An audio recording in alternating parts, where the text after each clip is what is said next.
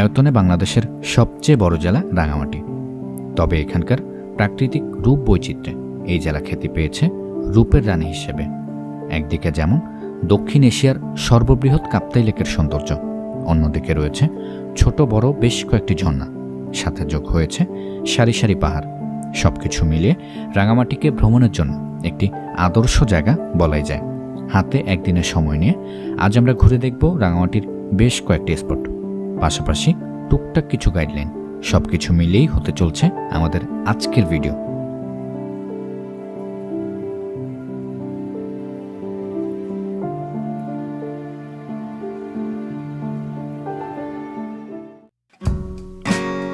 আমাদের এবারের রাঙামাটি ভ্রমণ শুরু হতে যাচ্ছে ঢাকার কল্যাণপুর থেকে। এ যাত্রায় আমরা যাচ্ছি ইউনিক পরিবহনের একটি নন এসি বাসে করে। প্রথমে একটি মিনি ট্রানজিট বাসে করে আমরা রওনা দিই টিটিপাড়ার উদ্দেশ্যে, কারণ সেখান থেকে আমাদের মূল বাস ছেড়ে যাবে রাঙামাটির উদ্দেশ্যে। মনে রাখবেন, একমাত্র বাস যোগেই ঢাকা থেকে সরাসরি রাঙামাটি পৌঁছানো সম্ভব। তাই চেষ্টা করবেন ভ্রমণের 3 থেকে 4 দিন আগে অবশ্যই টিকিট কেটে রাখার। আমাদের বাস রাত 9:30 আল্লাহ নাম নিয়ে যাত্রা শুরু করে রাঙামাটির উদ্দেশ্যে। জেনে রাখা ভালো, ঢাকা থেকে রাঙামাটির দূরত্ব প্রায় 300 কিলোমিটার। পৌঁছাতে সময় লাগবে আনুমানিক 7 থেকে 8 ঘন্টার মতো। বাস ভেদে ভাড়া পড়বে জনপ্রতি 620 টাকা থেকে 1500 টাকা পর্যন্ত। রাত 1:30 কুমিল্লার ড্রিম হাউস রেস্তোরাঁতে আমাদের আজকের যাত্রাবিরতি দেওয়া হয়েছিল। ভ্রমণকালে অবশ্যই খাবার অর্ডার করার আগে তার দাম সম্পর্কে জেনে নেবেন, কারণ হাইওয়ে রেস্টুরেন্টগুলোতে সাধারণত খাবারের দাম তুলনামূলকভাবে একটু বেশি হয়ে থাকে। 20 মিনিটের যাত্রাবিরতি শেষে আমাদেরকে নিয়ে বাস আবারও যাত্রা শুরু করে গন্তব্যের উদ্দেশ্যে। সব কিছু ঠিক থাকলে ইনশাল্লাহ সকাল 6টা নাগাদ আমরা পৌঁছে যাব লাল পাহাড়ের দেশ রাঙামাটি।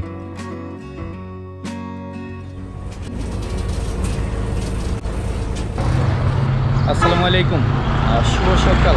লাল পাহাড়ের দেশ রাঙামাটি থেকে আপনারা জানেন আমরা গতকাল রাত 8:45 ইউনিক সার্ভিসের এই বাসটিতে করে ঢাকা থেকে রওনা দিয়েছিলাম এবং আলহামদুলিল্লাহ আজকে ভোর 6টায় আমরা এসে পৌঁছালাম এই রাঙামাটিতে। তো আমরা নেমেছি মূলত আমাদের এই রাঙামাটির শেষ বাস স্টপ রিজার্ভ বাজারে। আমাদেরকে বাস এখানে নামিয়ে দিয়ে গিয়েছে, আর এখন আমরা আমাদের সকালের নাস্তাটা করে নিচ্ছি ঠিক এখানেই এই খাজা হোটেলটিতে। তো আমাদের সকালে নাস্তা চলে এসেছে, পরোটা 10 টাকা, ডিম ভাজি 20 টাকা। সকালে নাস্তা করছি আপাতত। সকাল 6:30 বাজে। আলহামদুলিল্লাহ আমরা মাত্র নাস্তা করে বের হলাম। আসসালামু আলাইকুম। ওয়ালাইকুম আসসালাম। কেমন আছেন ভাই আপনারা? আলহামদুলিল্লাহ ভাই, ভালো আছি। শুভ সকাল রাঙামাটিতে। শুভ সকাল রাঙামাটি। সামনে মসজিদের ঘাট আছে, সিঁড়ি শর্টকাট 2টা মিনিট হাঁটে আমরা আপনাকে ওইখানে নিয়ে যাব। ওখান থেকে আমাদের বোট, এই হচ্ছে আমাদের বোট, বিশাল বড় বোট। যদিও আমরা মানুষ মাত্র 8 জন। আমার পিছনে দেখতে পাচ্ছেন এটা আমাদের বোট। আজকে আমরা এই বোটে করে সারাদিন ঘুরবো কাপ্তাই লেকে এবং রাঙামাটির বেশ কয়েকটি স্পট ঘুরে দেখব। সকালে নাস্তার পর্ব সেরে রাঙামাটির রিজার্ভ বাজার সংলগ্ন ঘাট থেকে 2000 টাকায় আমরা একটি ট্রলার ভাড়া করি। মূলত এই ট্রলার করে আজ সারাদিন আমরা ঘুরে দেখব কাপ্তাই লেক এবং এর আশেপাশের বেশ কয়েকটি উল্লেখযোগ্য স্পট, যার মধ্যে রয়েছে রাজবাড়ী বনবিহার, বড় বুদ্ধ মূর্তি, আদিবাসী গ্রাম, সুবলং ঝর্ণা, ঝুলন্ত ব্রিজ এবং পলয়েল পার্ক। একদিনের ট্যুর প্ল্যান নিয়ে যারা রাঙামাটি ঘুরতে আসেন তারা সাধারণত এই স্পটগুলোই বেছে নেন। জেনে রাখা ভালো, স্থল এবং নৌ এই 2 পথেই আপনি চাইলে রাঙামাটি ঘুরে দেখতে পারেন। তবে বর্ষাকালে স্পটগুলোর পাশাপাশি কাপ্তাই লেকের সৌন্দর্য দেখার জন্য বেশিরভাগ পর্যটক এই নৌ ভ্রমণকেই বেছে নেয়।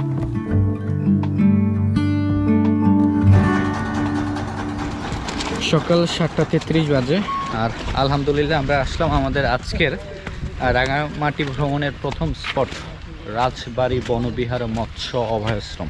আমরা প্রথমত সেই রিজার্ভ বাজার নেমেছিলাম আজকে সকালে বাস থেকে। এরপর সকালে নাস্তা করে এখানে একটা মসজিদ আছে, ওই মসজিদ সংলগ্ন ঘাট থেকে আমাদের ট্রলারে করে আমরা আসলাম আমাদের এই প্রথম স্পট।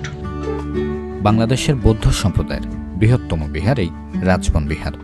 1977 সালে বনভান্তে লংদু এলাকা থেকে স্থায়ীভাবে বসবাসের জন্য রাঙামাটি আসেন। পরে বনভান্ত তার শিষ্যদের বসবাসের জন্য ভক্তকুল এই বিহারটি নির্মাণ করে দেন। বৌদ্ধ ধর্মাবলম্বীদের উপাসনালয় দেখার পাশাপাশি আগত পর্যটকদের আগ্রহের কেন্দ্রবিন্দু অবমুক্ত অবস্থায় থাকে এখানকার বেশ কয়েকটি বানর।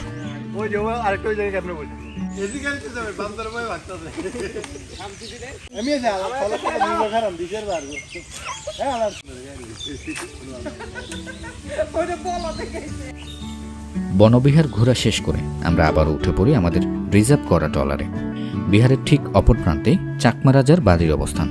বিষয়টি ট্রলার চালক এড়িয়ে যাবার কারণে এ যাত্রায় ভুলবশত আমরা তা না দেখেই চলে যাচ্ছি।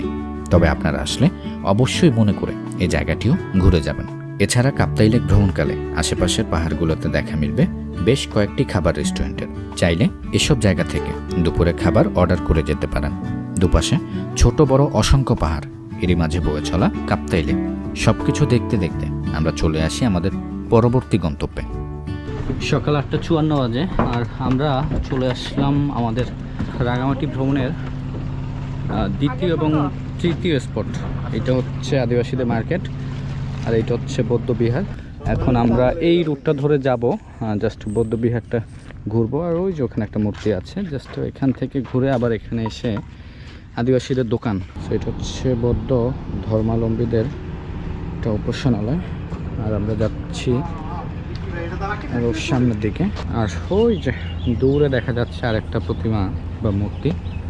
আমরা এখন আসলাম চাকমাদের মার্কেট বা বাজার বলে এটাকে। এখানে আর কি ওনাদের ব্যবহৃত বা তৈরিকৃত বিভিন্ন জিনিস পেয়ে যাবেন এখানে। এগুলো কি আপনারাই বানান? আচ্ছা আচ্ছা, আপনারা তো এখানেই থাকেন না? এখানেই কি আপনাদের বাসা আলাদা? আচ্ছা আচ্ছা, এটা জাস্ট মার্কেট আপনাদের। ডাব কত করে ভাই? 60 টাকা। তো এখানে পাহাড়ি ডাব, এই যে এখানে আনারস। আনারস কত করে? 10 টাকা। 10 টাকা। দেখুন এগুলো তো পাহাড়ি আনারস না? হ্যাঁ। আচ্ছা, এগুলো কি আপনারা চাষ করেন? মিষ্টি হবে, মিষ্টি। তো আমরা এখন আনারস খাচ্ছি 10 টাকা পার পিস। আর এখানে অনেকগুলো বড়ই দেয় 20 টাকায়, যেটা আমি আপনাদেরকে একটু দেখাই যে এই সম্পূর্ণ বড়ইটা 20 টাকা। মানে গম থাইক্য মানে ভালো থাইক্য।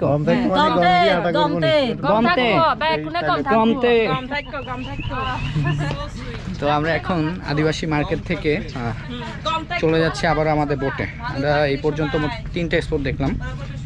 একটা হচ্ছে সেই বনবিহার, আর এই যে এখানে বৌদ্ধ উপাসনালয়, আর এইটা হচ্ছে আদিবাসীদের মার্কেট। ওই যে আমাদের বোট। বড় বুদ্ধমূর্তি এবং আদিবাসীদের মার্কেট ঘোরা শেষ করে আমরা এখন যাচ্ছি পাশেই অবস্থিত আরেকটি স্পট, যার নাম আদিবাসী গ্রাম। সকাল 9:50 বাজে আর আলহামদুলিল্লাহ আমরা চলে আসলাম আমাদের আরেকটা স্পট। এটা হচ্ছে আদিবাসীদের গ্রাম নির্বাণ দ্বীপ বৌদ্ধ ধাতু জাতি ভাবনা কেন্দ্র। পাহাড়ি মিষ্টি বড়ই মাত্র 30 টাকা। জন্ডিস ভালো যাবে কোন করে খাইলে? এই যে এগুলা যদি জন্ডিস থাকে পরীক্ষাও হবে। এই কাজে খাবেন, খাওয়ার ফলে এই যে চবা যেতে থাকবে। যদি আপনার জন্ডিস থাকে তাহলে আপনার এটা হলুদ কালার হবে, আর যদি জন্ডিস না থাকে তাহলে সাদাই থাকবে। কয় টাকা? 10 টাকা। তো আমরা বেশ কয়েকটা সিঁড়ি অতিক্রম করে আসলাম এই জায়গাটিতে। এই জায়গাটিকে মূলত বলা হয় আদিবাসীদের গ্রাম। তো এখানে ওনারা বসবাস করে এবং বেশ কয়েকটা দোকানপাট রয়েছে। আপনার কোন উপজাতি? চাকমা। আপনাদের এই দোকানে কি কি পাওয়া যায় এখানে? এই আপনার দোকান এখানে হচ্ছে বিছনা চাদর, চাল, শাড়ি, থ্রি পিস, আমাদের পাহাড়িদের স্কুল ব্যাগ আছে কয়েক প্রকার। এগুলো সবগুলোই তো আপনাদের নিজস্ব হাতে বানানো? হ্যাঁ, এটা তো আপনাদের একটা গ্রাম। কয়টা পরিবার বাস করে এখানে? এখানে মাত্র 14 পরিবার। 14টা পরিবার। আপনিও এখানে থাকেন? হ্যাঁ।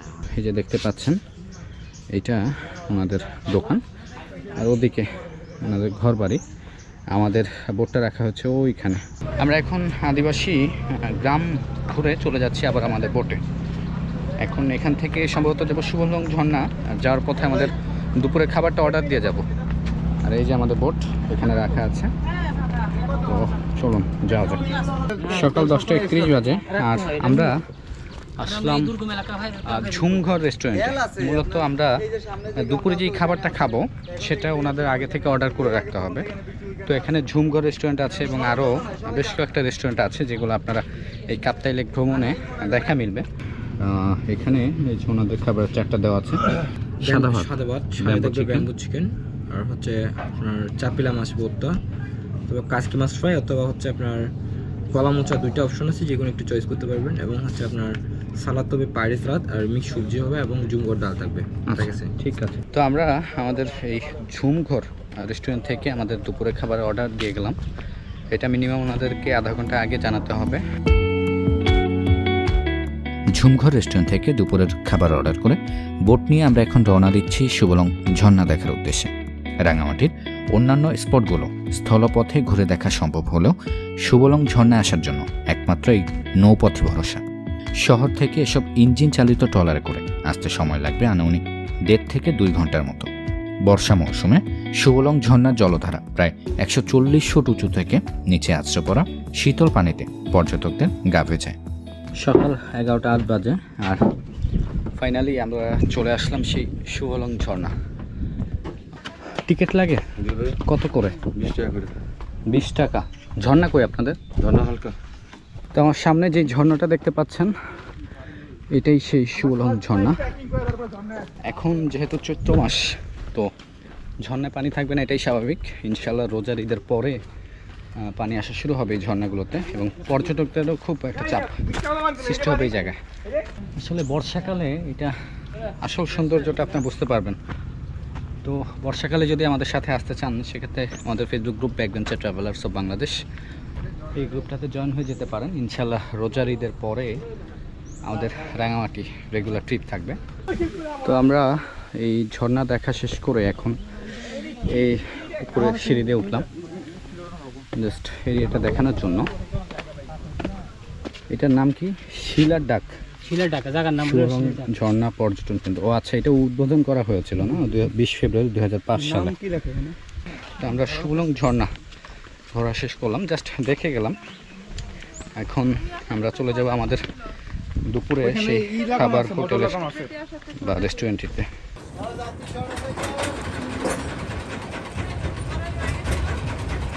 আমরা মাত্র এই সুবলং ঝর্ণা ঘুরে আসলাম এই ঝুমঘর রেস্টুরেন্টে।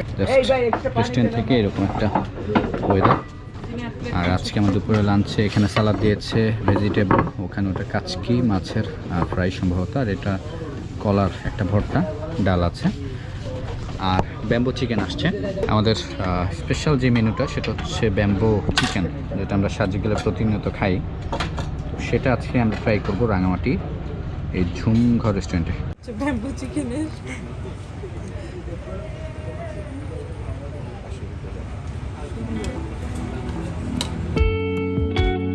দুপুরের খাবারের পর্ব সেরে আমরা এখন রওনা দিচ্ছি রাঙামাটির বিখ্যাত ঝুলন্ত ব্রিজ দেখার উদ্দেশ্যে।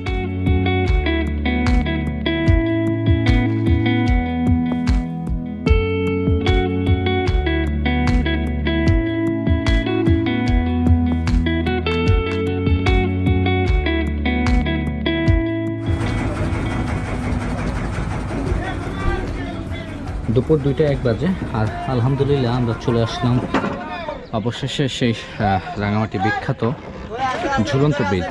ঝুলন্ত ব্রিজের প্রবেশ টিকিট 20 টাকা।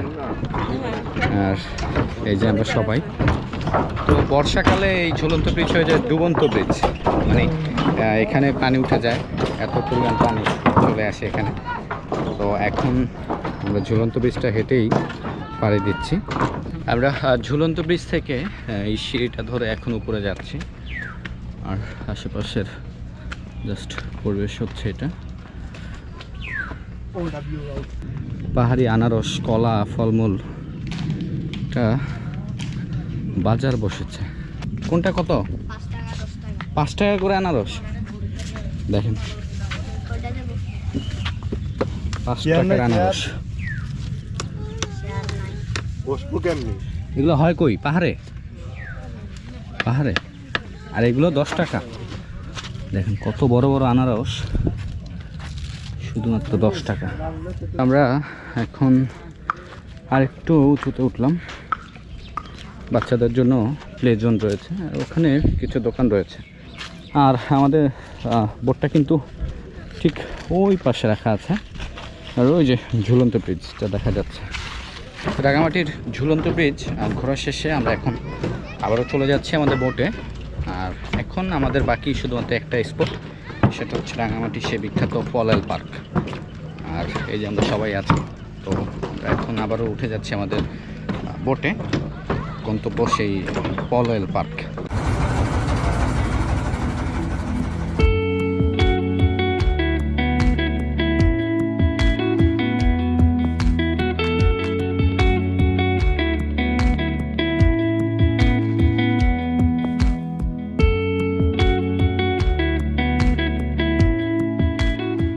দুপুর 3:31 বাজে। আর আলহামদুলিল্লাহ আমরা ফাইনালি চলে আসলাম আমাদের আজকে রাঙামাটি ভ্রমণের শেষ স্পট, সেই পলয়েল পার্ক। তো মূলত এখানে সুইমিং পুল আছে, কায়াকিংয়ের ব্যবস্থা রয়েছে, আর পার্কটাও বিশাল বড়। আমরা আমাদের ট্রলারটা ছেড়ে দিলাম। আমরা আজকে বিকাল পর্যন্ত এখানে ঘুরবো, সামনে শহীদ মিনার আছে, ওটাও ঘুরে দেখব। আর এরপর আমাদের রাতে ঢাকার বাস 8:30টায়। তো আমরা টিকিট কেটে নিলাম জনপ্রতি 40 টাকা করে, সে ফটো পয়েন্ট। আর মেনলি এখান থেকে দাঁড়িয়ে আপনি পুরো কাপ্তাই লেকের একটা ভিউ পাবেন। আর এই যে সুইমিং পুলটা, এটা পার পারসন 200 টাকা করে নেয়, সময় 1 ঘন্টা। জাস্ট এই জায়গা থেকে আপনার কাপ্তাই লেকের একটা ভিউ পাবেন, অসম্ভব সুন্দর। দেখেন চোখ যত দূর যায় পুরোটাই কিন্তু সেই কাপ্তাই লেক। আর আমরা আছি বর্তমানে সেই পলয়েল পার্কে।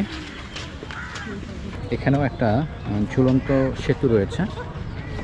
আর এই যে এই স্পটটায় মূলত পর্যটকদের সেই নৌকাগুলো থাকে। আর ওই যে এখানে একটা স্পেস রয়েছে, ওখান থেকে ছবি তোলা যায়, এবং এখানে কায়াকিংয়ের ব্যবস্থা রয়েছে।